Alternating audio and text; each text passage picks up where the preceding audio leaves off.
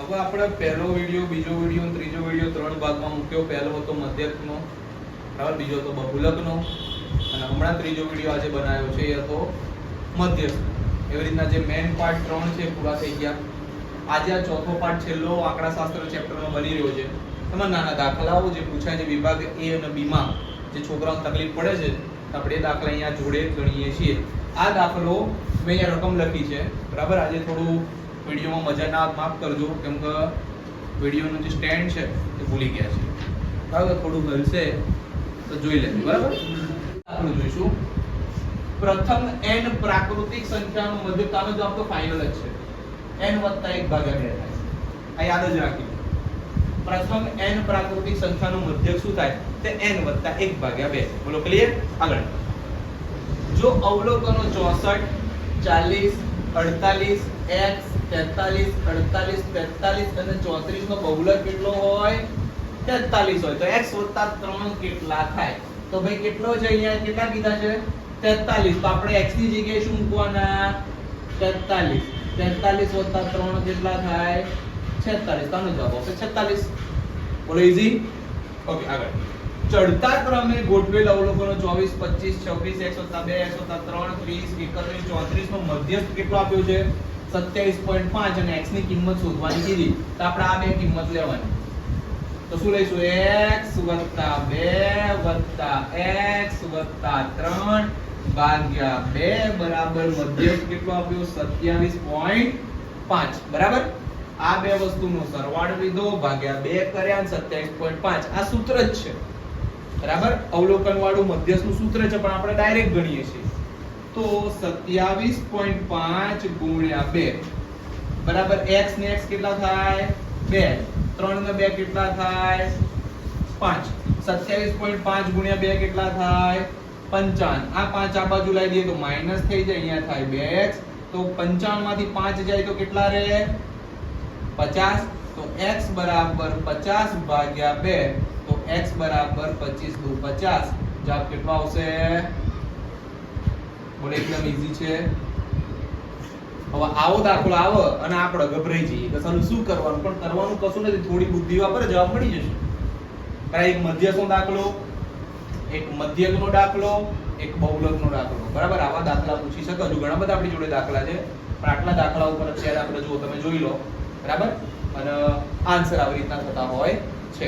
તો આનાથી ગભરાવાની કઈ જરૂર છે નહીં. બેઝિક કન્સેપ્ટ હોય એનાથી આ દાખલો સોલ્વ થઈ જાય.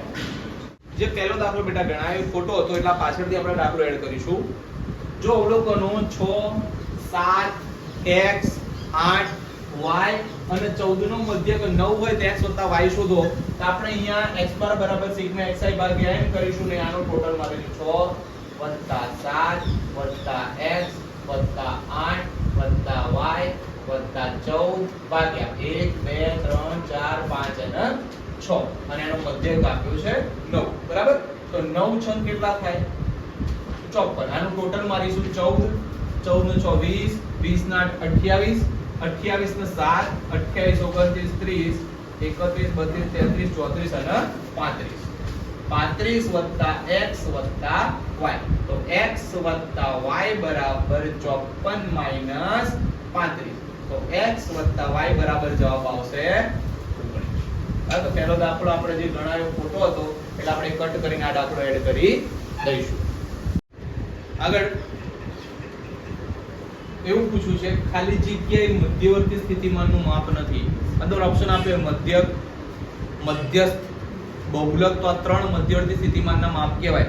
અહીંયા જવાબ આવશે વિસ્તાર. શું આવશે? આવું તમને એક્ઝામમાં પૂછશે.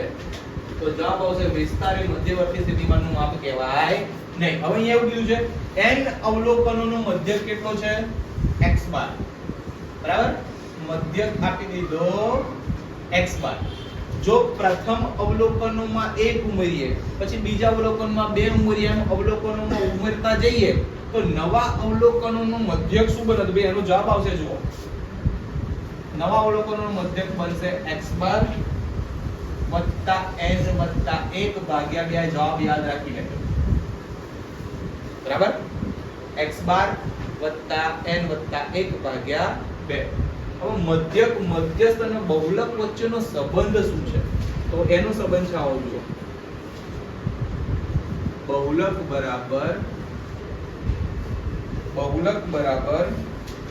3 ગુણ્યા મધ્યસ્થ માઈનસ 2 ગુણ્યા મધ્યક. અને ઇંગ્લિશમાં લખવું હોય સાંકેતિક સ્વરૂપમાં z બરાબર 3m માઈનસ 2x બાર. બરાબર, તો આનો જવાબ આગળ. કોઈ આવૃત્તિ વિતરણ માટે બહુલક માઈનસ મધ્યસ્થ બરાબર ખાલી જગ્યા મધ્યસ્થ માઈનસ મધ્યક, અહીંયા યાદ રાખી લેજો 2 થાય. બરાબર, આગળ. નીચે આપેલ આવૃત્તિ વિતરણનો મધ્યસ્થ વર્ગ શોધો. શું કીધું છે? મધ્યસ્થ વર્ગ શોધો. ભાઈ કોઈ એક જણાનું ટોટલ મારો, મધ્યસ્થ વર્ગનું ટોટલ મારો. 20 30 40 50 60 70 80 થાય છે, જુઓ જોઈએ. 10 20 30 40 50 60 70 80 થયું. Okay, done. ઓકે, અહીંયા શું કીધું છે? આ માહિતીની મધ્યમ વર્ગ મધ્યસ્થ વર્ગ શોધવાનો. તો મધ્યસ્થ વર્ગ શોધવા માટે આપણે શું કરતા? n ભાગ્યા 2 80 ભાગ્યા 2 કેટલું આવે? 40.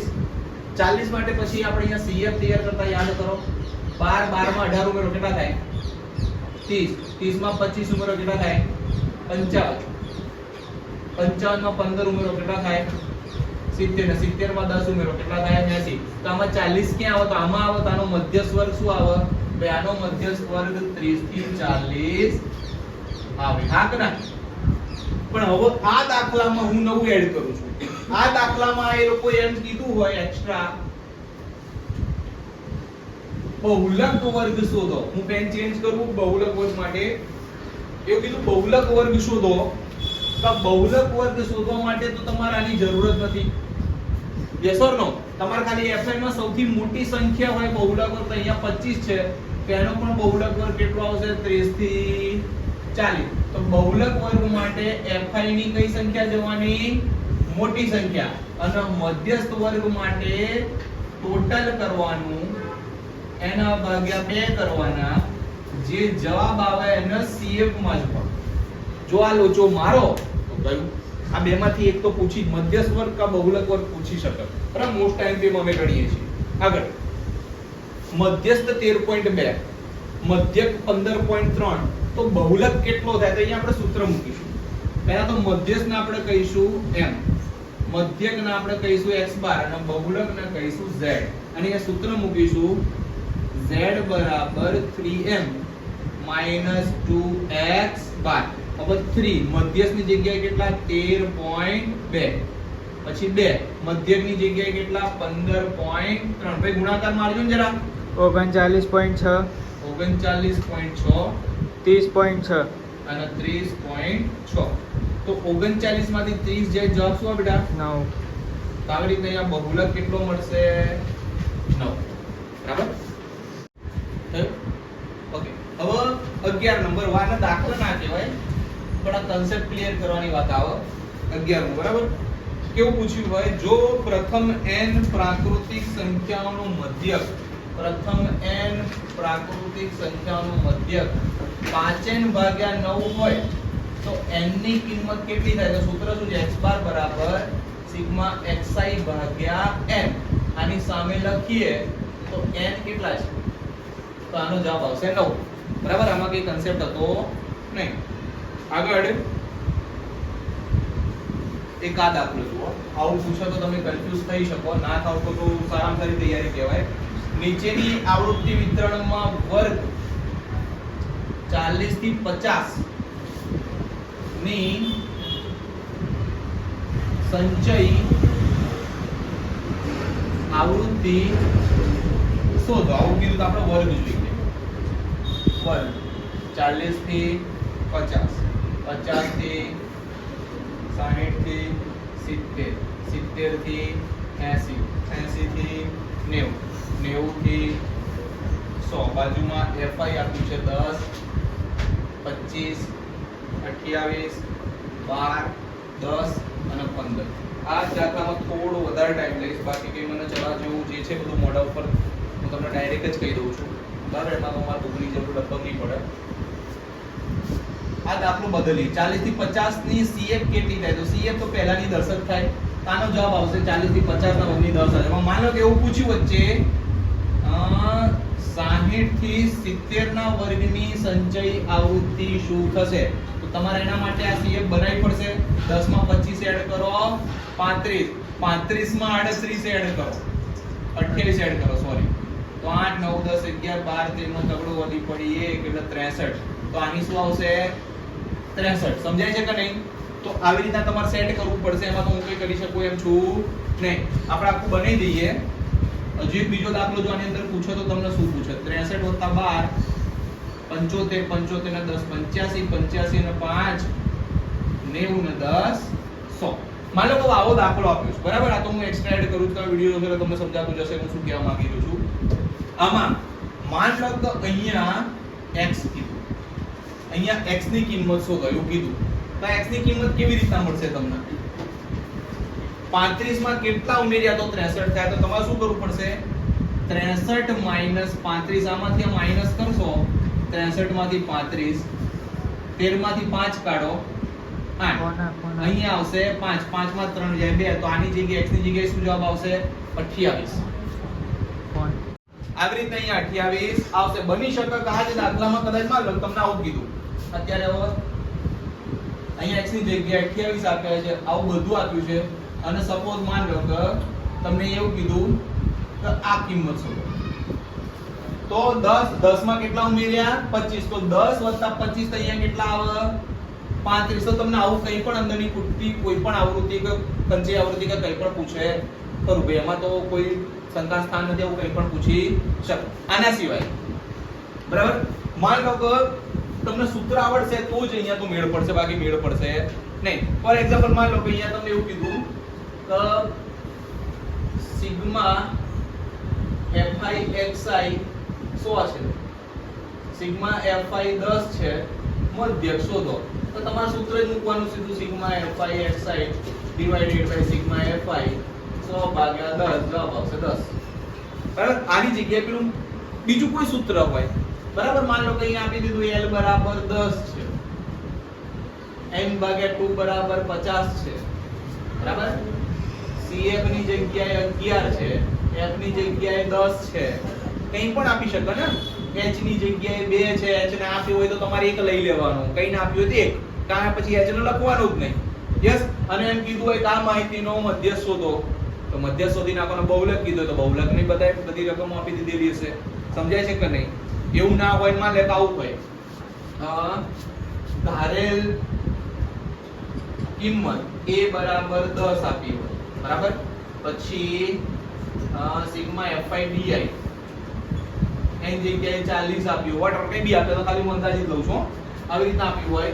સિગ્મા fi બરાબર 100 આપ્યું હોય અને એવું કીધું હોય કે આનો મધ્યક શોધો. તમારું સૂત્ર મૂકો ને, s બાર બરાબર a વત્તા સિગ્મા fi di ભાગ્યા સિગ્મા fi ની કિંમત મૂકો, જવાબ.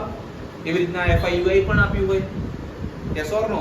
પછી બહુલકનો દાખલો બી આપ્યો હોય, બરાબર? હું જે કહું છું એવી રીતના તમને બધી રકમમાં બધું આપી દીધું હોય અને તમારે એના પછી સૂત્રમાં સેટ કરીને મૂકવાનો એવો દાખલો પૂછી શકો. સમજાય છે કે નહીં? કંઈ પણ પૂછશે ટૂંકમાં, બરાબર? આવું બી પૂછશે. જો આવું તો તમને કરવાની જરૂર નથી, છતાં કે કરી દઉં. 8 2 6 8 3 5 8 3 4 8 આ માહિતીનો બહુલક શોધો. તમારી માહિતીનો બહુલક શું છે? 8 વધારવા રિપીટ થાય છે તો 8 બહુલક છે. સમજાય છે કે નહીં? આવું કંઈ પણ પૂછી શકે. આ માહિતીનું મધ્ય શોધો. મધ્ય શોધવાનું કીધું હોય ને આવી રીતના આંકડા આપી દીધા હોય તેને ચડતા ક્રમમાં ગોઠવવાના. પછી એમ વત્તા 1 ભાગ્યા 2 નું અવલોકન કરી જેવી રીતના 2 નું અવલોકન કરવાનું. બોલો ડન? બોલો. એ કાયમી દાખલો યાદ આવ્યો. આવું પૂછે છે કે 3m - 2x બાર બરાબર 10 અને 3m - 2x બાર બરાબર 20 હોય તો m ની કિંમત શોધો અથવા તો x બાર ની કિંમત શોધો અથવા તો z ની કિંમત શોધો. આવો દાખલો માન લો કે આપ્યો છે, બરાબર? આપણે ત્રણે ત્રણ શોધીએ છીએ એટલે કોઈ સવાલ પેદા જ થાય નહીં. માનો કે આવું આપ્યું છે તો આપણે આને કહીશું સમીકરણ 1, આને કહીશું સમીકરણ 2, બરાબર? હવે 3m 2x બાર બરાબર 10 ને 3m x બાર બરાબર 20 એની જગ્યાએ આવું આપ્યું છે. થોડું કોમ્પ્લિકેટેડ કરીએ. બરાબર? તો આપણે આને લોપની રીત કરીશું. 3m 2x બાર બરાબર 10 m 2x બાર બરાબર 20. આપણે અહીંયા કશું કરવાની જરૂર પડી નથી કેમ કે 2x બાર ઉડી જાય છે. 3m માંથી 1m જાય તો અહીંયા શું વધે અને 10 માંથી 20 જાય તો અહીંયા શું વધે 10. તો m બરાબર -10 ભાગ્યા 2 એટલે m બરાબર -5. જો આ જવાબ આન્સર પરફેક્ટલી રાઈટ નથી કે તમે ડાયરેક્ટ જ રકમ લખી પણ સોલ્યુશન આવી રીતના કરવાનું હોય. હવે m બરાબર 5 ને સમીકરણ 1 માં મૂકીશું તો m ની જગ્યાએ મૂકીશું -5 2x બાર બરાબર 10. 5 તારીખ કેટલા થશે 15. 2x બાર બરાબર 10. આ -2x બાર 10 વત્તા 15 -2x બાર 10 વત્તા 15 થશે 25. x બાર બરાબર 25 ભાગ્યા 2 એટલે x બાર બરાબર -12.5 આવશે. x બાર એ મળી ગયો, m એ મળી ગયો તો હું z નું સૂત્ર મૂકીશ. z બરાબર 3m 2x બાર. m ની જગ્યાએ મને શું મળ્યું -5. x બાર ની જગ્યાએ મને શું મળ્યું -12.5. 5 તરી 15 માઇનસ પ્લસ અહીંયા થશે 25. 25 માંથી 15 જશે જવાબ આવશે 10. તો આવો દાખલો પણ પૂછી શકે. બરાબર? આ એક લાસ્ટ એવું મારા માઇન્ડમાં હતું કે આવું પૂછે તો તમે હેરાન થઈ શકો પણ લોકોની રીત વાપરવાની બે સમીકરણ માટે. બરાબર? તમારે માન લો કે m કે x બાર સેટ ના થતા તો ગુણાકાર કરી સેટ કરવાના. આપણે લોપની રીતમાં કરી છે સેમ મેથડ અહીંયા કરવાની. લોપની રીત ના વાપરો અને આદેશની રીત વાપરો તો પણ જવાબ આવી જશે. પણ યાદ રાખજો ચેપ્ટર છે આવી રહ્યું આંકડાશાસ્ત્ર. બરાબર?